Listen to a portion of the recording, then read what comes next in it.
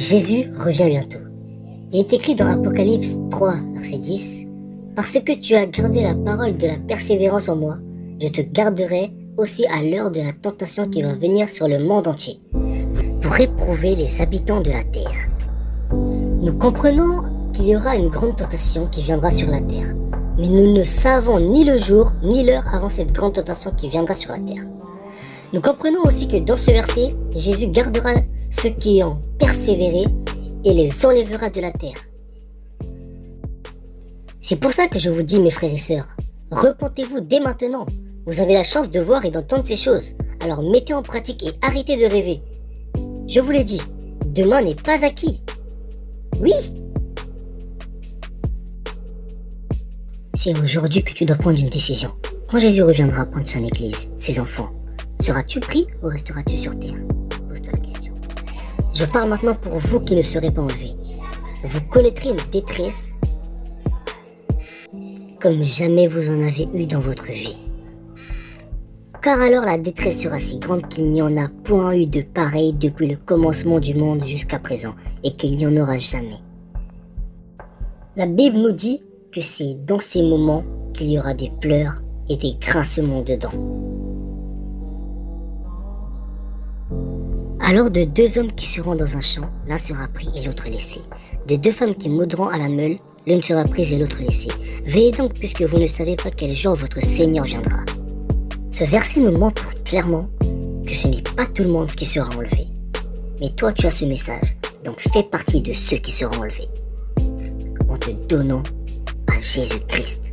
Si tu négliges ce message et tu restes sur terre le jour de l'enlèvement, je viens te dire que le diable et ses démons prendront le contrôle de toute la terre, séduiront le peuple et exigeront une sorte de puce qui est en réalité la marque de la bête.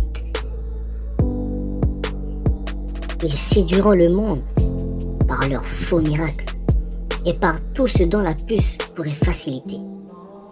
Mais vous, chrétiens, ne la mettrez jamais, car elle est la marque de la bête. Pour ceux qui seront prêts à souffrir et jusqu'à mourir pour Dieu, leurs péchés seront rachetés et ils iront directement au royaume des cieux. Ceux qui souffriront pour ne pas la mettre, qui persisteront, ils iront au royaume des cieux. On vous trouvera tous. Maintenant, dites-moi où ils sont, docteur. Je lève les yeux vers les montagnes. D'où me viendra le secours? Mon secours me vient de Dieu, qui a fait la terre et le ciel. Je ne permettrai pas que ton pied chancelle. Ne sommeille ni ne dort. Je le trouve. L'Éternel est mon berger. Je ne manquerai de rien. Je le trouverai aussi. Il me fait reposer dans un vert pâturage. Pour leur crime, il me dirige vers des eaux paisibles. Il restaure mon âme. Il me conduit dans la sortie de la justice à cause de son nom. Quand je marche dans la vallée de l'ombre de la mort, alors aucun mal. Je lui dis, mon Seigneur, tu le sais. Et il me dit, ce sont ceux qui viennent de la grande tribulation. Ils ont lavé leurs robes et ils les ont blanchies dans le sang de l'agneau. Avant tout, gardez espoir, même pendant ces 7 années de malheur, car Jésus a vaincu le monde. Je vous ai dit ces choses afin que vous ayez la paix en moi. Vous aurez des tribulations dans le monde, mais prenez courage, j'ai vaincu le monde. Comme rien ne sera possible d'être fait sans cette marque, il y en a qui succomberont et qui l'accepteront. Mais sachez que tous ceux qui l'accepteront iront directement en enfer. Il n'y aura plus d'issue pour eux. C'est là le choix d'un homme intelligent. Et que personne ne peut acheter ni vendre sans avoir la marque, le nom de la bête ou le nombre de son nom. C'est ici que vient l'intelligence. Est-il mieux de vivre heureux pour un moment et souffrir éternellement, ou de vivre heureux éternellement et de souffrir pour un moment?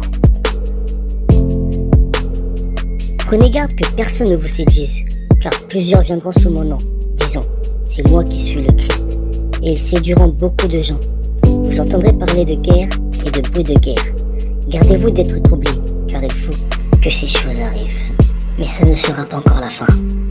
Une nation s'élèvera contre une nation, et un royaume contre un royaume. Et il y aura en divers lieux des famines et des tremblements de terre.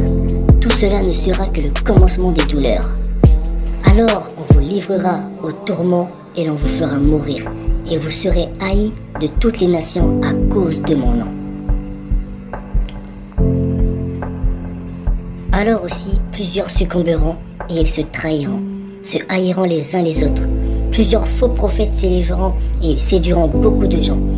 Et parce que l'iniquité se sera accrue et la charité du plus grand nombre se refroidira. Mais celui qui persévérera jusqu'à la fin sera sauvé. Cette bonne nouvelle du royaume sera prêchée dans le monde entier pour servir de témoignage à toutes les nations. Alors viendra la fin.